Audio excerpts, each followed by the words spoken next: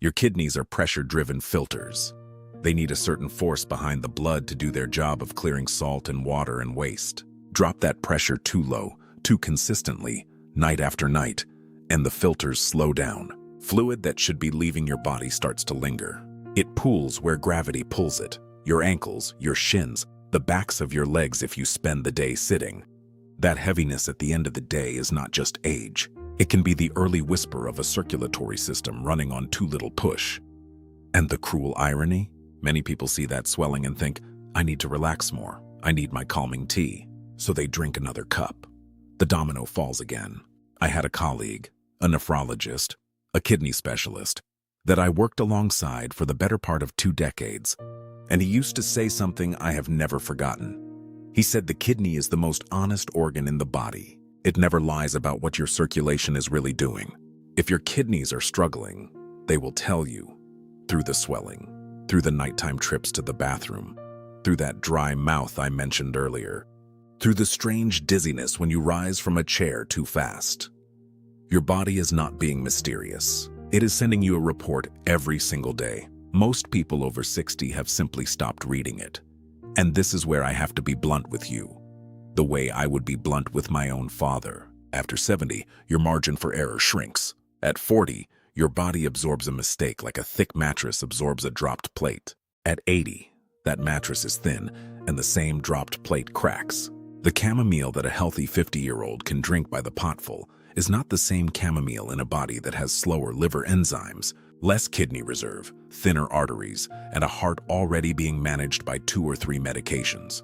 Same flower, completely different consequence. This is the part the cheerful magazine articles never tell you, because 1 cup helps most people relax, makes for a nicer headline than, the same cup in the wrong body can quietly stack a drug to dangerous levels. Short version, so it sticks. It is never just the tea. It is the tea, plus your medication, plus your age, plus your kidneys, plus the timing. All of it in one system that has less room to forgive than it used to. But I promised you this would not just be a list of fears, and I keep my promises. So before we go further, let me hand you something solid you can use tonight. If you notice that evening swelling, do this simple thing. In the evening, sit and elevate your legs above the level of your heart for 20 minutes. Actually above the heart, not just up on a low stool. Watch whether the swelling eases. If it does, that is fluid your circulation was struggling to move on its own. And it is worth a real conversation with your doctor about your pressure being managed a touch too aggressively. That single observation brought to your physician can be worth more than a dozen rushed appointments. And now I have to warn you about something that catches even careful people, even people who have followed everything I have said so far, because there is a version of the chamomile and heart story that has nothing to do with the tea at all, and everything to do with what you reach for the moment you start feeling better. Here is the thing that catches even the careful ones. When Margaret started feeling better, when the spells stopped and her energy came back, she did what almost every human being does the moment they feel healthy again. She got confident. And confidence, in a body over 70, is its own quiet risk.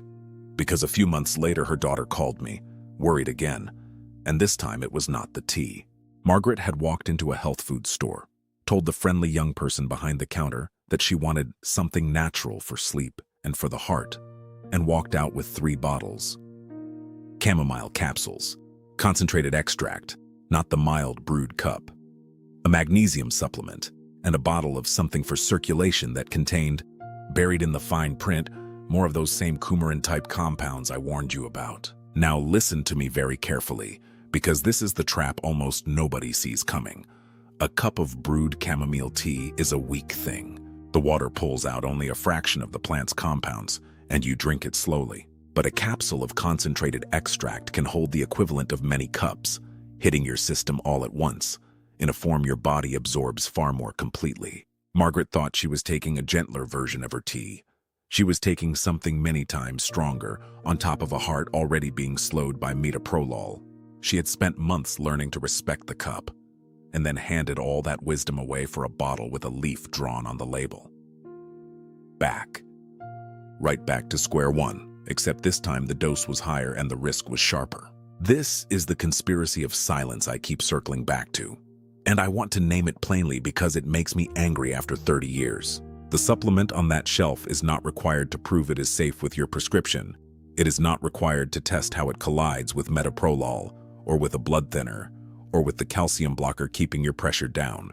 There is no white coat standing between you and that bottle asking, "What else are you taking?" The tea at least is honest about being tea. The capsule wears the costume of medicine while skipping every safety check real medicine must pass. And the person behind the counter, however kind, has no idea what is already in your bloodstream. So the entire burden of protecting you falls on one person, you.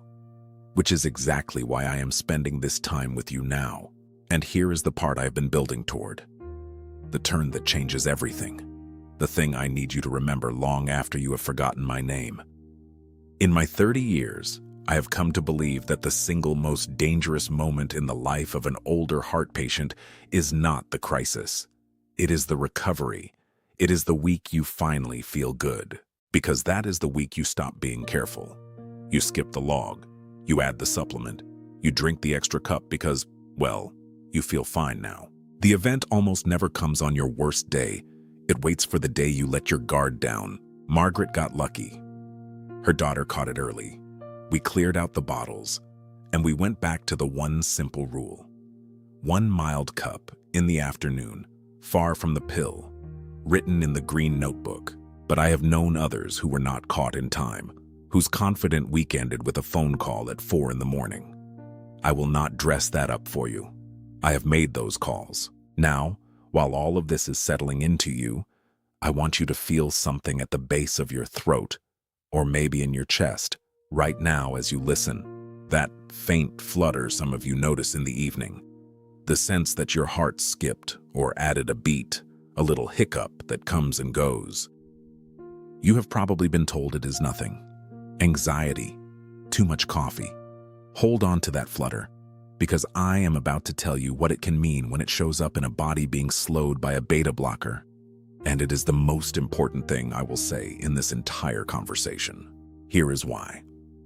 When a heart is being deliberately slowed by metoprolol, its rhythm is being held on a kind of leash. That is good. It is doing its job. But when you stack a sedative herb on top, when you let the drug quietly accumulate, when you drop the pressure too low night after night, the heart's own electrical system can start to stumble, not race, stumble. It can pause a fraction too long between beats. And that pause, that little skip you feel in the evening, is sometimes the heart's electrical wiring signaling that it is being slowed just a touch more than it can safely tolerate. In most people, it passes harmlessly. But in a fragile system, over enough nights, one of those pauses can stretch into something that does not correct itself on its own. This is the biological timer I opened with. It is not poetry. It is electrophysiology. Your heart keeps a rhythm the way a metronome keeps time, and everything you pour into your body either respects that rhythm or nudges it. So let me give you the clearest instruction I have, and I want you to treat it as if I were sitting across from you at my own kitchen table. If you take a beta blocker and you notice new skipped beats, new pauses, new lightheadedness in the evenings, do not shrug it off, and do not, whatever you do, silently adjust anything yourself. Bring it to your doctor with the full story.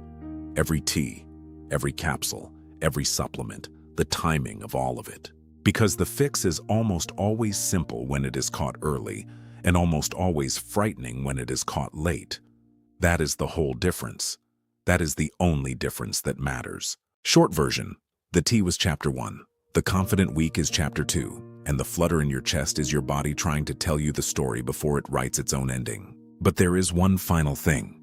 The piece I deliberately saved for last, because it undoes an assumption almost every one of you is carrying right now without knowing it.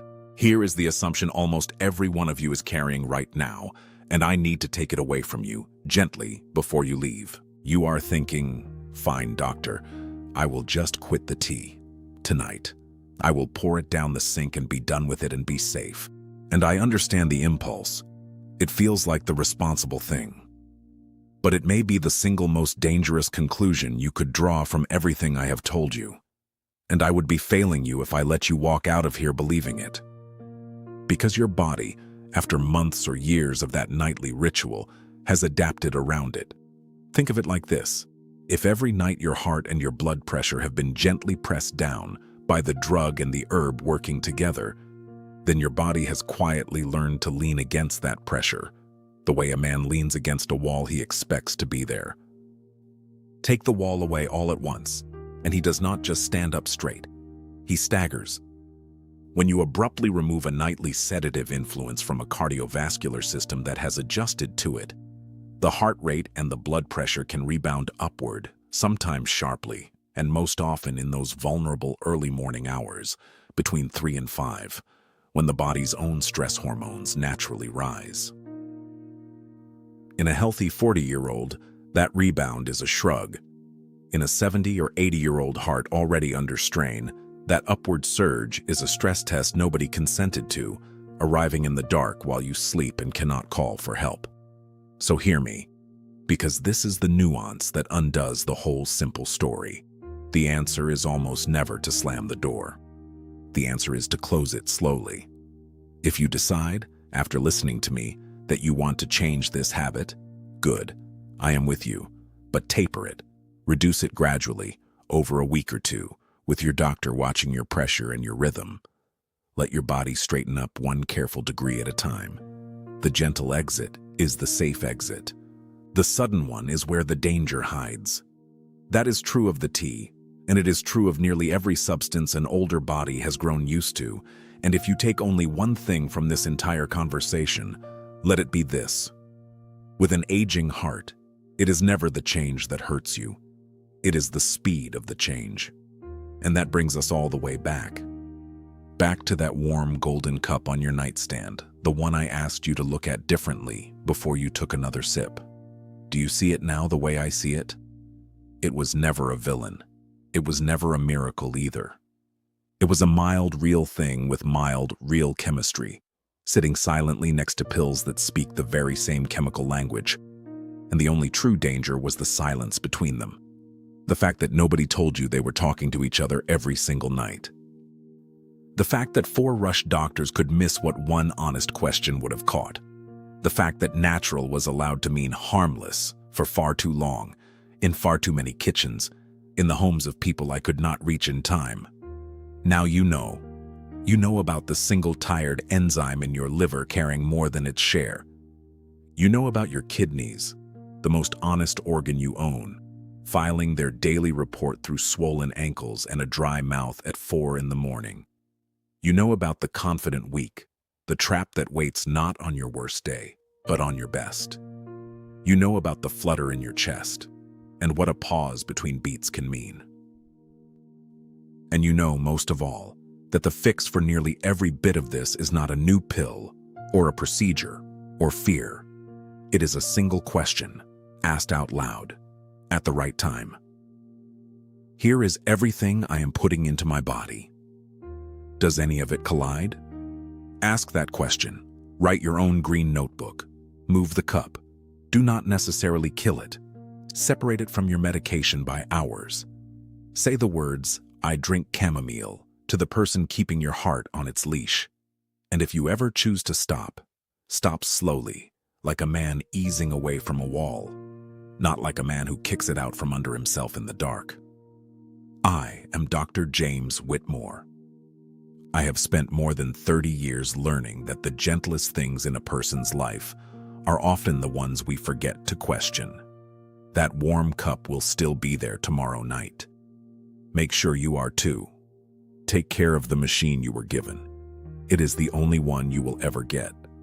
And I will see you on the next one. My name is Dr. James Whitmore, and I have spent more than 30 years with his hand on the human heart, sometimes literally. And I need you to hear me before you take one more sip of that warm, golden cup you think is helping you.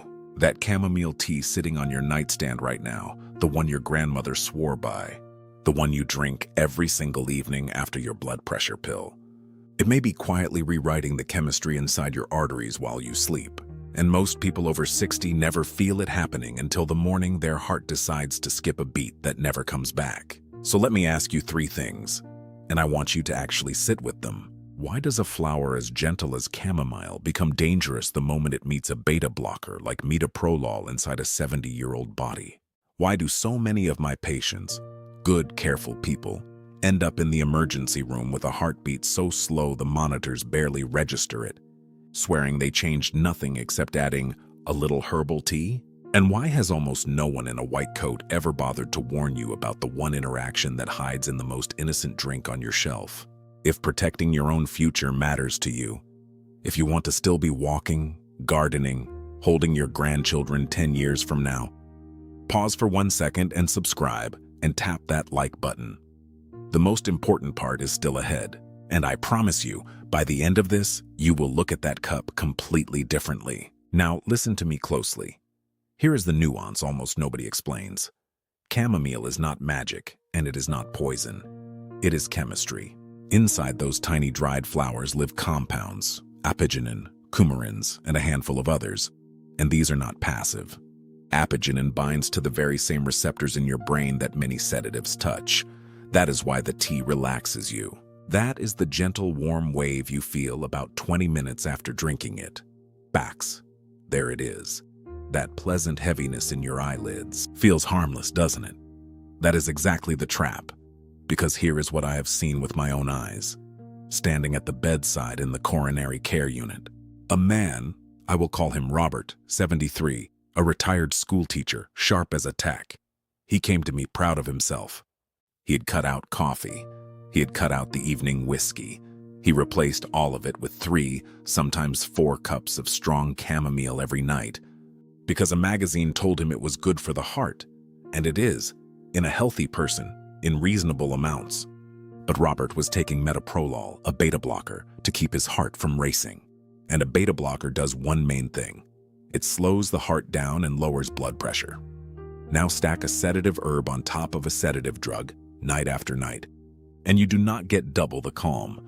You get a heart rate crawling down into the 40s while he sleeps, blood pressure sagging, and a brain that is not getting the oxygen it needs. You think adding something natural makes you safer.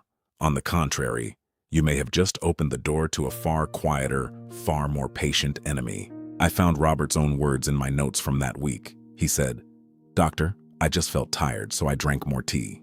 He was treating the very symptom the combination was causing, with more of the thing causing it. That is the domino. One gentle habit in the evening. Let me stop you before you panic and throw the tea in the trash. That is not what I am telling you. Listen to me carefully, because the real story has a nuance most people miss, and I want you to understand why, physically, in your own body.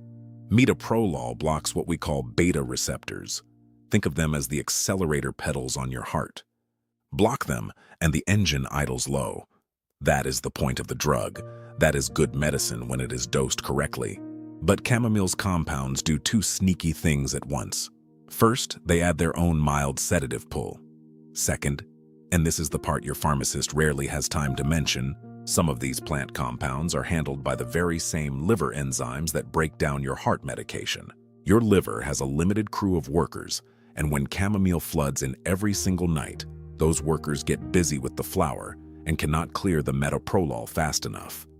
So the drug builds up. A dose that was safe on Monday becomes a stronger dose in your bloodstream by Friday without you swallowing a single extra pill. Let me stop you before you panic and throw the tea in the trash.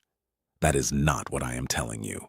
Listen to me carefully, because the real story has a nuance most people miss. While you are sitting there right now, in your own kidneys, a quiet process is unfolding that your body signals in ways you have been ignoring for years. A slight dryness in the mouth. A little dizziness when you stand from your chair. Hold that thought, because in a moment I am going to tell you exactly what that dryness is trying to warn you about. And it changes everything about how you should drink this tea. But first, the coumarins. Chamomile contains natural coumarins, mild blood-thinning compounds. On their own, in a cup or 2, harmless for most. But I have had patients, I would say 7 out of every 10 I have counseled on this, who were also taking blood thinners or even a daily aspirin, and who had no idea that their innocent bedtime ritual was nudging their blood toward thinner and thinner. My colleague, A hematologist I have trusted for 20 years confirmed it to me plainly. He sees the unexplained bruising, the nosebleeds, the strangely long bleeding times. And half the time the culprit turns out to be an herbal habit nobody thought to mention because, and this is the quiet conspiracy of the whole thing, patients do not consider tea to be medicine. So they never report it. And the doctor, rushing through a 12-minute appointment, never asks. Short version. The danger is almost never the chamomile alone. The danger is the collision. And after 60, after 70, after 80, your body is a different machine than it was at 40. The liver slower, the kidneys less forgiving, the heart less able to bounce back from a night spent running too low. Now that dryness in the mouth I told you to hold on to. Here is what it means. When your blood pressure drifts too low overnight, from the drug and the herb working together, your body pulls fluid and prioritizes your vital organs. And one of the first small signs is that dry, cottony feeling when you wake at 3 or 4 in the morning. People blame the heating. They blame old age. They reach for a glass of water and gulp it down fast. And here is another trap almost nobody talks about. Drinking water in one fast rush. On a body whose circulation is already sluggish and whose sodium balance is delicate after years of pressure medication, can jolt a fragile system in ways that a slow, sipped glass never would. The signal was never about thirst. It was your circulation whispering that it dropped too far while you slept. Let me be honest with you about something, and then I will give you the exact way to fix all of this. I have sat across from too many families in that small, quiet room off the ward, the one every hospital has, and had to explain why a loved one who did everything right had an event in the night. And nearly every time when we walked backward through the days, there was a new habit, a supplement, a tea, a natural fix someone recommended with the best intentions in the world. Back. That is the pattern I have watched repeat for 3 decades, and it is the reason I refuse to let you leave here without the full picture. So here is the part I promised, the practical protection, from someone who has actually stood in that reanimation bay at 4 in the morning. If you take metoprolol, or any beta blocker, or a calcium blocker, or a blood thinner, you do not have to give up chamomile forever, but you must respect it as the mild drug that it is. Keep it to 1 cup, not 4. Never drink it at the same hour you take your heart medication. Separate them by at least a few hours so your liver is not asked to process both at once. And tell your doctor, actually say the words, "I drink chamomile tea most nights." Because I promise you, they cannot warn you about a habit they do not know exists. And now, the part I saved for last, because it is the one that changes how you will see this entire subject. Everything I have told you so far is the prelude. Here is the real turn. The most dangerous night is not the night you drink the tea. It is the night you suddenly stop. Because if your body has quietly adapted to that nightly sedative plus drug combination, and you abruptly quit, thinking you are doing the healthy thing, your heart rate and blood pressure can rebound upward, sometimes sharply, in the early morning hours. That rebound in a fragile 70 or 80-year-old cardiovascular system is a stress test nobody signed up for. So if you decide to change this habit after listening to me, do not slam the door. Taper it, slowly, with your doctor watching. Which brings me all the way back to where we started, to that warm golden cup on your nightstand, the one you thought was the safest, gentlest thing in your whole medicine cabinet. It was never the flower that was the danger. It was the silence around it. The fact that nobody told you it speaks the same chemical language as the pills keeping you alive. Now you know. And knowing is the whole difference between a peaceful cup and a 4 in the morning phone call your family never wanted to receive. I am Dr. James Whitmore. Take care of the machine you were given. It is the only one you get. Let me pick up exactly where the danger lives, because I skipped over something and I do not want you leaving here with half the picture.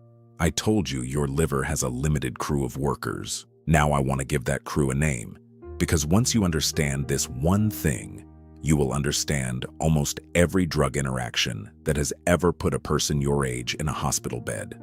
The workers are enzymes, and the main one we care about here is called cytochrome P, 452D6. Say it however you like. Most of my patients just call it the busy one. Metoprolol depends almost entirely on that single enzyme to be broken down and cleared from your blood. Almost entirely. That is the fragile part. Most drugs have several exit doors out of the body. Metoprolol leans hard on one, and chamomile, along with a surprising number of herbs sitting in kitchen cabinets across this country, can slow that one door down. So picture it. One exit. Now put a slow-moving crowd in front of it every single night. The drug that should have left your system by morning is still circulating at noon. Then you take the next dose, and the next. Back. 3 days later, the concentration in your blood is nearly double what your doctor calculated when he wrote the prescription, and he has no idea, because on paper you are taking exactly what he ordered. This is the nuance that separates a safe patient from a dangerous surprise, and it is why I get so frustrated when people say herbs can't hurt because they're natural. Arsenic is natural. A cliff is natural. Nature has never once promised to be gentle. I want to tell you about a woman I will call Margaret, because her story lives in my memory, and I think it will live in yours too. 79 years old. A retired librarian. The kind of person who read the instruction leaflet on every pill and kept a handwritten log of her blood pressure twice a day in a little green notebook. If anyone was doing it right, it was Margaret. Her daughter brought her to me because Margaret had started having what the daughter called spells, moments in the late morning where she would go pale, grip the edge of the kitchen table, and have to sit down for 10 minutes. The daughter was terrified. It was a series of small strokes, small events in the brain, one after another, silently stealing pieces of her mother. Here is the thing that haunts me a little. 3 different doctors had already seen Margaret before she reached my office. 3. And all 3 had adjusted her heart medication. One lowered it, one changed the timing, one added a second pill to stabilize her. Not one of them asked the question I asked her within the first 5 minutes. I asked her what she drank, not what she ate, what she drank, and when, and how much. And Margaret, in that careful librarian way, pulled out her green notebook and showed me. Every night, 2 large mugs of chamomile, sometimes 3 when her arthritis kept her up. Every morning, her metoprolol with breakfast, right on schedule. She had been building a quiet reservoir of that drug in her body for months, and every one of those spells was her blood pressure and heart rate sinking too low as the accumulated medication peaked. The pale face, the grip on the table, that was her brain, for just a few seconds, not getting quite enough. Listen to me. Those were not strokes, but left long enough, in a woman of 79, one of those low-flow moments could have become the real thing. Ostroe naruszenie mózgowego krwoobращения does not always announce itself with a bang. Sometimes it just waits for the one morning your pressure drops a little further than usual. We did not stop her tea.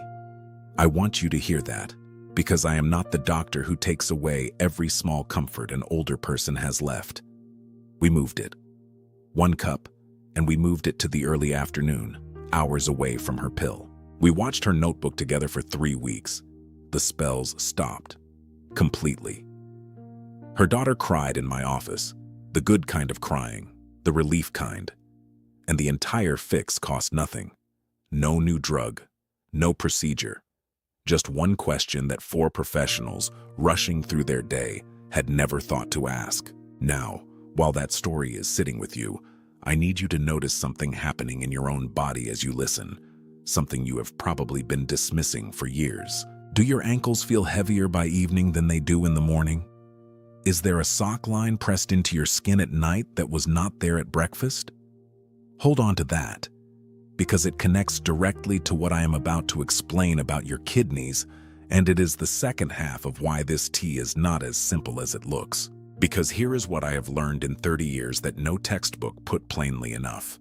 When you slow the heart and lower the pressure, you also change how hard your kidneys are being pushed. I will reveal the truth about your kidneys in the next part.